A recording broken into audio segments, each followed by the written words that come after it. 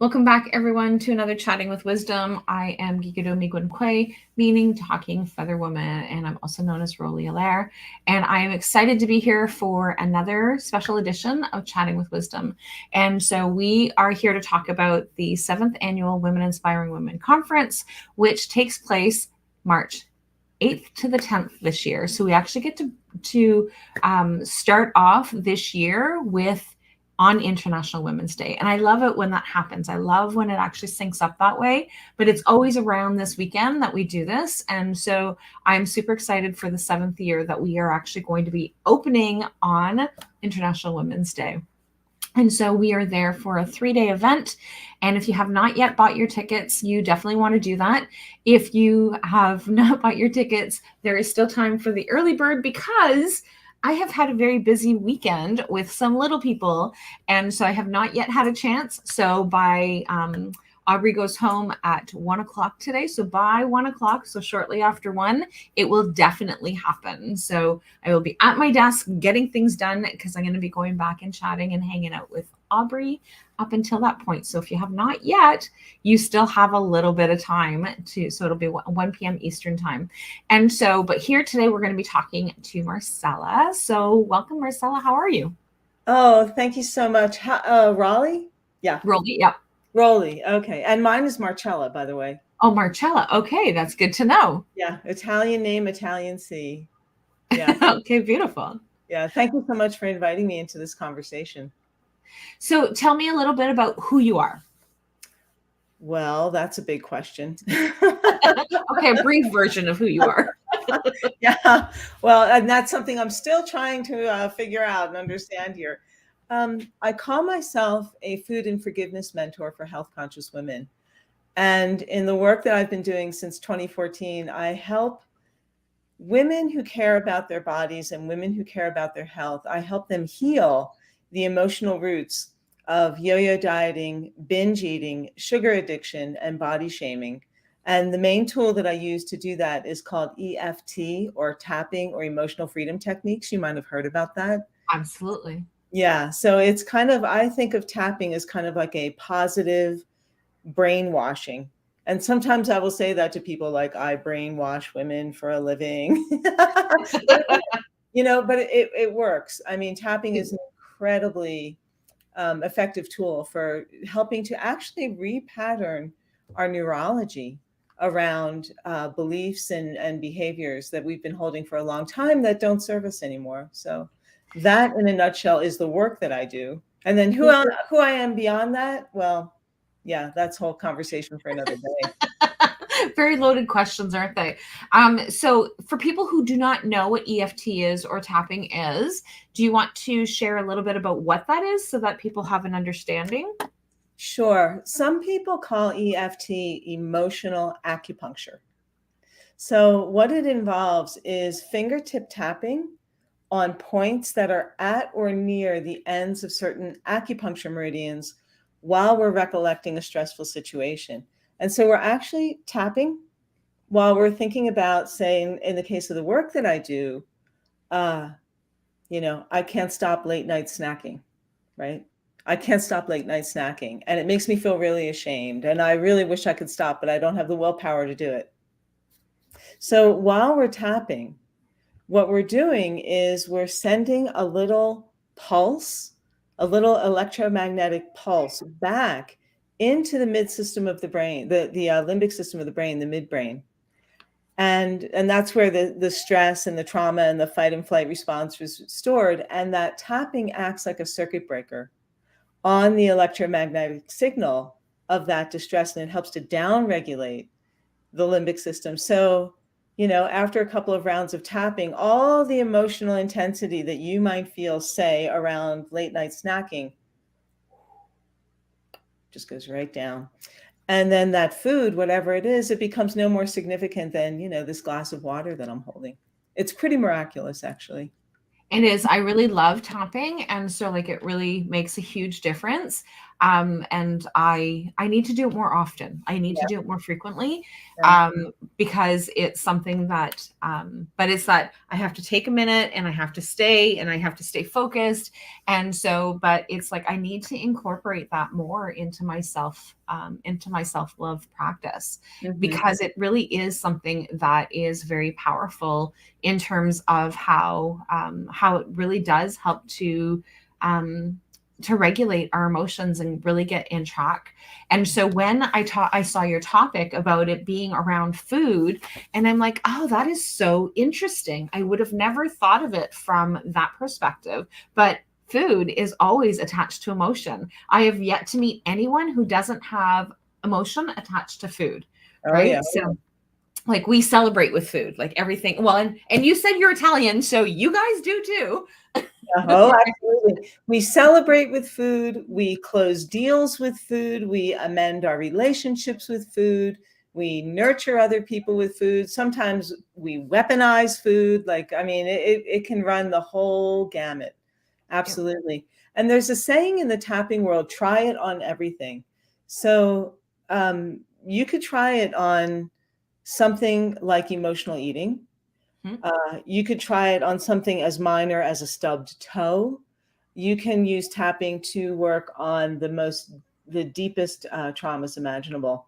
And there's a kind of a subgroup or a tangential work that I do that involves tapping that is essentially a kind of soul retrieval work, literally. Yep. So, when we experience trauma in indigenous cultures, and you'll appreciate this, that when we experience trauma, the view is that our soul kind of splits, or some piece of our soul gets impacted and it splits off from the rest and goes away, goes into hiding and freezes and stays there until, a healer can help journey you back to that piece that got lost and redeem it, recover it, bring it back in, and let it know that it's safe to come home. So there's a tool that I use in my work called matrix reimprinting, that is essentially using the tool of tapping to do that kind of soul retrieval work. So, I could give an example of this if that's Oh if yeah, that's absolutely. helpful. Um, okay, this is good. So I had a client who she couldn't stop eating at, I don't know if you have Sonic in Canada. Do you have Sonic? Those drive-in fast food places? Yes. Yeah. Okay. You drive in, you get your food, you go. Okay. Yep. So she was addicted to Sonic.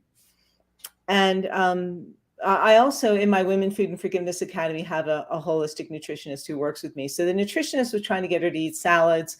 I don't want to eat salads. I want to go to Sonic. Okay. So when we looked at that, and I don't have any judgment about it. It's just curiosity. Okay, so you're saying you want to eat better, but you keep going to Sonic. So what's going on? So we were able to trace this experience back. This was a little girl who grew up in Texas in like the 1950s or so. And we traced it back to a memory of her sitting at the dinner table, little girl. And the plate of food that she had was like liver, canned vegetables, and maybe like boxed mashed potatoes, so like really, really not very high quality food. And she wanted to eat it. And her mother was sitting there saying, eat it, it's good for you. Eat it, it's good for you. Eat it, it's good for you. And she would not eat it. And her mother would make her sit there until 11 o'clock at night until she ate the food. So what I said to her was, do you understand that you associate healthy eating with torture? Oh. Yeah. I mean, that for a child, I mean, that's a torturous thing. She didn't, her body knew that food wasn't good for her. Yeah. But her mother was programming that little, precognitive brain saying, it's good for you, it's good for you, it's good for you. So it wasn't until we were able to break that association. And so in the soul retrieval piece of this, it's like her adult self, the wise present time adult self, went into that picture. Freeze mom, you know, Yeah. freeze that whole situation. Take her out of there. and bring her into a garden where it was fun to eat green things and leaves. And then we re-imprint that in the whole system. And then after that was all done, she wrote to me and she said, "Hey, I'm doing spinach and poached chicken. It's a step in the right direction, and I haven't been to Sonic in a week or so." And so that kind of helped to kick her Sonic habit.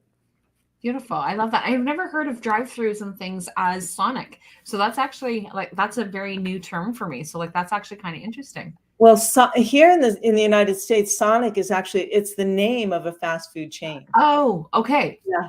Okay. Yeah. So then I've never heard of it. So then we don't have any that I'm aware of. Does it mean that there's none across Canada? I'm going to have to go and Google that and see if we have any in Canada. Well, maybe you and the Canadians, I mean, you're notoriously much more sane than we are here in the United States. There's lots of fast food here. And so even when you were just talking about those memories, is that one of the things that was really, and we were just talking about this and I don't remember where the context was. And so the context, but we associate KFC. So KFC with, so that was always if my dad was going to make sure that my mom didn't have to cook, it was always KFC. He would pick up KFC, bring it home. And then it was always on a Sunday night where we actually would watch Walt Disney. And so we would be sitting in the living room. And so that was a family bonding thing. Okay. And so and that's that nurturing. So if I'm looking to feel good about whatever, it's oh, let's go for KFC. And people are oh, yeah, that's super greasy. And I'm I don't know. It just really brings me into that space. And I really like that. And then another, food memory that I have that is always, again, that nurturing one for me is that with my grandparents, we lived up in Timmins, which is a 3-hour drive from where I've grown up. And so, but we were living there when I was little, and both of my grandparents, so my dad and my dad's mom and dad both didn't live together. But they were still together. But my grandfather had been injured and he was in a nursing home because she couldn't care for him anymore. And so, but if we went to go and visit with him, he had his power, wheelchair, and my cousin and I would actually both jump on the back of it. And so then he would wheel us down to the A&W. And so that was the memory with him, because it was up at we had 2 A&Ws in Timmins when I was little. And then the next one was, and my grandmother would actually bring us to the one downtown. Yep. And so then we would have so both of my grandparents had this A&W thing. And so when I go out of town, because we don't have one here, that is oh, let's go and have A&W. Mm-hmm. And so, but it's again, those memories of those cherished memories. And those are good memories. Those are positive ones for us. But there are, I'm sure when you were talking about the one with the, that your client was experiencing, it actually took me back into a memory that I had. And I was oh yeah, okay. I remember those traumatic episodes and moments around food. Well, in the tapping world, what you're describing is called a guiding star. Okay. Yeah. So, we can have traumatic associations with the food, just like what I was describing with my client previously. Yeah. But we also have those really positive, loving, warm memories of a food. And then, so we have that wonderful bonding experience in our childhood. And then exactly what you were saying, when we want to recreate that, we go for the KFC, or we go for the A&W, or we go for ice cream, but instead of just a little dish, a scoop, it becomes a whole pint or a half gallon or whatever. Yeah. There's birds outside my window on the telephone line. Oh, and he's trying desperately to get to them. Is she cutting her teeth? Is she Yeah. And his tail is just going, well, you can see that, but it's I really need to go. Oh, funny. And so, but yeah, so it's just really interesting how, and we always bring food, food is always a big thing. So we celebrate with, in our, with my children, it's we celebrate every birthday with food and whatever it is that's going on. It's okay, what do you want as part of your celebration? Because it's your birthday, you get to choose. So whether we go out somewhere or we eat in, then it's like associated with whatever it is that they want during that time frame. So it's really important. And so, but yeah, so like it is, all of my animals are coming to hang out now.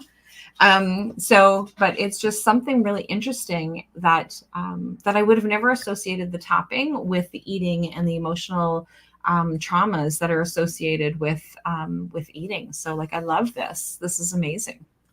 Yeah. And so in the conference, I'm going to be talking about loving the woman you see in the mirror. Yeah. That is so beautiful. Yeah. And this is a huge conversation. 7 out of 10 women on this planet, we talk about the number one word that we use to describe our bodies is disgusting. And, if you really think about that, Rollie, and you think about all the work that we're doing to empower women, and how can we heal this planet? How can we heal ourselves if we're holding this view of our bodies as disgusting? Yeah. And what I have come to recognize just in my own journey with this process, and also working with the thousands of women that I have worked with, is that when we look at ourselves in the mirror, we're not looking at ourselves, we're looking at a story.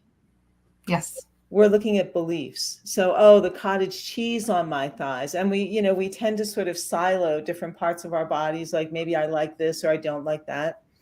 My breasts are like this, or my thighs are like this, or my nose, or for me, for years, it was my hair. Because I am Italian, and I grew up in the 1970s, where American television, all the girls were blonde hair, blue eyed, little Barbie dolls. And here I was, I had this weird name, and I had this like wild ethnic hair, and, so it's taken me a long time and a lot of tapping to actually recognize, like, wow, wait a second, my hair is actually beautiful. I love my hair. So we have a story that we tell ourselves, and the tapping can help us, again, dispel the emotional charge that we connect to the story, so that we can actually see our bodies as they are. And, the truth is, our bodies are miraculous. And they really are. Yeah, they really, really are. I mean, right now, even as we're talking, and even as women are listening to this, there are processes that are happening that are completely autonomic. We completely take them for granted. Like even that kitty's body is a miracle too. Oh, what a pretty baby. He is a very pretty baby. He's a very mischievous baby, but he's a very pretty baby. That's what they are. That's what they do. They like to push the edges of things. He literally pushes the edges of everything off my desk. Yeah, I know. I have that too with my cats. So this is what we're going to be talking about in the conference, is how to love the woman that you see in the mirror, and how to recognize your body for the miracle that it is. Yeah. He's coming back. And it's just so important for us to be able to. And so like when you're talking about the food and all those kinds of things and loving our bodies, is that I have gone from having an eating disorder of bulimia and anorexia, but it took me a long time to be able to love myself. And when you were talking about the hair, again, it was like, oh yeah. So like I was like the curly haired, so blue eyed, curly haired, and like the wild curls that just everything went all around all over the place. And it's taken me a long time to be able to love that aspect of myself. And as I'm getting older and the gray is coming in, the curls do not come out as easily or as naturally as they used to. Yep. And so like now that I'm like loving the curl, I can't get the curl in that same sense, but it's just that being able to love who we are and being in that space. And so I love this, and I can't wait to be able to have this session with you and remind myself of being able to take that and add that into my daily practice, or my weekly practice at least, right? So, right. Yeah. So just being able to at least weekly being able to come in. And so I do know that I have a client that whenever I bring in doing tapping in any of our sessions, that really stresses her out. And just to kind of give you some feedback before we even get started with the conference, is that because she has some neurological aspects. And so then when she does tapping, well, then we do like 2 or 3 taps. Well, then she's doing like 5 and like very like, so like, how do you help? Like, is there a way of being able to help people who have those challenges?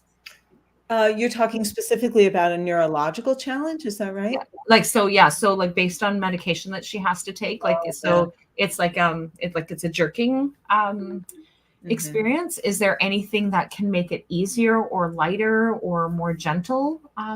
Well, you know, in the tapping world, there's a saying, don't go where you don't belong. So Okay. like, I'm not a psychiatrist. I'm not a licensed therapist. I'm not a medical doctor. You know, people with those kinds of issues need to see appropriate, you know, healthcare practitioners. And there are a lot of licensed therapists who are also tapping practitioners. So for something like that, I would say go see someone like that. Okay. But in terms of just the actual technique, I have found it's really hard to screw up tapping. You know, Okay. I mean, if you've got your hands, if you've got your fingers somewhere on your body and you're hitting the neighborhood of the points, uh, you know, it will eventually downregulate your system. Now, depending on the severity of the trauma, depending on the severity of the situation, that's where there can be what are called aspects, you know. Yeah. So within like, oh, so for example, for what we call procedural trauma. So, you know, it's one thing, for example, to have a car collision. That's like a capital T trauma. It's another thing to live with an alcoholic father for the first 15 years of your life. Yes. You know, so within that experience, there can be like 100 or 1,000 different experiences. But there's also kind of a domino effect with tapping where you work on a few of those and it goes, it just kind of like knocks the whole row down. So for something like the woman that you're talking about, yeah, I would work with somebody who could work with her specifically around if she's having neurological issues based on medication. That's a medication issue that I think, yeah, she should work with whoever's prescribing that for her. Okay. So yeah, so that'll be great. So that again, I just wanted to catch this person is attending the conference. She's one of our women who Oh, have yeah. attended all of our conferences. So and so like it's just being able to make sure that we have that kind of in the back of our head. And Christine says so I'm that client. She actually is coming right on and identifying herself. She says, I'm that client, and I'm wondering if tapping could be done on different parts of the body as my tapping gets harder. Oh, right? Sure. I think so. You know, what I've come to recognize, so again, like the tapping is the classical tapping, you know, is tapping on certain points. And I'll demonstrate this when we get into the conference. But I have found, you know, like if I just tap my thymus gland and I tap it in a circle, or sometimes I tap my belly. Sometimes, one of my favorite places to tap is back here, right on the I've never tapped back there. The occipital ridge back here. Oh my gosh, this relieves stress in like 2 seconds. So you can experiment and you can play. I think part of what makes tapping work is that when we do this or this or this, like on our jaws, we're moving lymph. Yes. We're moving lymph. We're working with the waterways of the body, and the emotional aspect of lymph is attachment. So if you're thinking about like a belief or an emotion that's very strong and you have a lot of attachment to it and you're just tapping wherever you can, you're going to get some relief. Beautiful. Yeah. Okay. That's wonderful. Yep. And so I was being discreet and not identifying her, but she has to identify herself. So we're all good. Okay. But yeah, so that's wonderful. And I am so looking forward to this session. And so I, as I've shared throughout some of the other interviews, I'm not the one who ever chooses which speakers are going to be presenting live. And that kind of thing. But the one of the things that I was like really excited for when they said, yes, I want Marcella to be able to be on one of our lives. And it was like, okay, this is awesome because I love tapping. So, and it's that reminder. And I love the association around the food. So I can't wait. And I can't wait till we can figure out what we're going to be doing and how we're going to be doing that. And is there anything else that you wanted to share before we headed out? Your struggles with food and your struggles with your body are not your fault. Beautiful. Yeah. I love that. There's nothing wrong with you. There is nothing bad about you. There are just things in the way that can be moved out of the way as you come to the place where you are ready to let them go. Beautiful. And so Francine has said that she's excited about the session and learning about tapping. So Francine has been working on that. So that's something, well, not the tapping, but like around the eating. And so she's really looking forward to that. So on that note, we are going to head out and say goodbye. And thank you so much, Marcella, for joining us on a Sunday morning and being here and being flexible. And I can't wait to be able to do that. And so Marcella is actually on day 1 of our conference. And so I believe that she's the second speaker on the conference. So she's actually there for International Women's Day. Yeah, it's International Women's Day. Celebrate the power of women. Right on. Absolutely. Beautiful. And so on that note, we will say goodbye and have a fantastic Sunday for those of you who are here joining us on the Sunday. And for those of you who are catching on the replay, have an enjoyable day, whatever day it is that you're doing. So we will chat soon. And bye.